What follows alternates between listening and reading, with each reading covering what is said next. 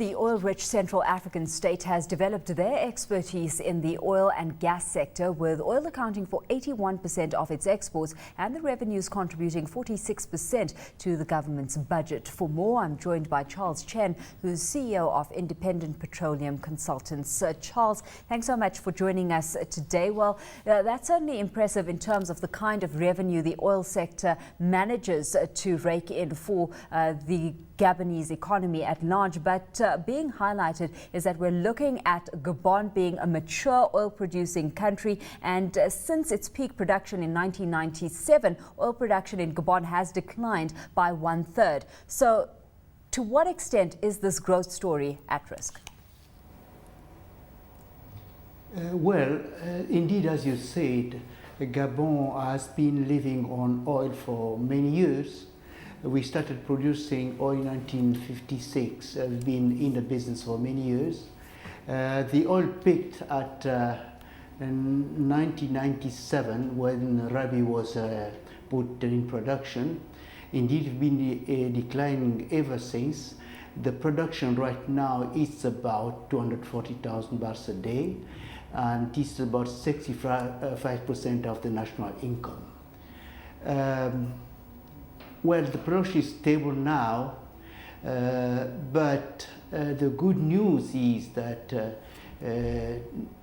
2012 and 2013 saw three discoveries, one by Valco onshore, the second one by Harvest offshore, and the third one was in the Port-Gentil area by Mitsubishi Petroleum. While those opportunities are there and still seem to be coming through, Charles, what's your assessment of companies' ability to do business in Gabon easily, and that when it comes to dealing with government and policy specifically? Well, the potential is there. The general feeling is that we have about 45% of total acreage licensed. The rest is still unlicensed, particularly in the deep and ultra-deep offshore. However, we don't understand why the government is not licensing this deep offshore, which is attracting quite a number of major operators. The situation has not been as good as it used to be. We had a number of labor unrest, and also the fact that the government is hesitating in licensing the ultra-deep offshore. I'm talking mainly about the 42 blocks in the ultra-deep offshore, has not been very encouraging, I must say. What kind of conversations are happening with government to get things going in this regard, Charles? Because part of what your company does is promoting the production of marginal fields, facilitating the acquisition of proven reserve assets as well. Well, indeed, I think the problem we have is the speed at which problems are dealt with in the country. It looks like things are taking far more time than they used to take.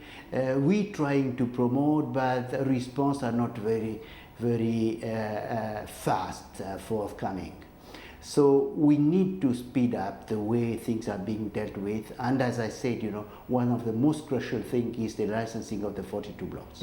Once that red tape is dealt with, what kind of opportunity do you see in the sector, and in the face of what kind of hurdles?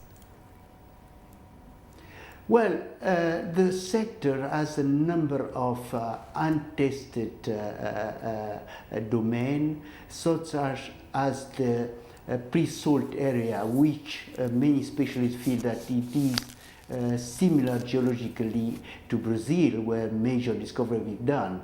So with that in mind, many operators would like to come to Gabon, but as I said, the process is very slow. Well, progress that we'll certainly be keeping an eye on. Charles, thanks so much for having joined us.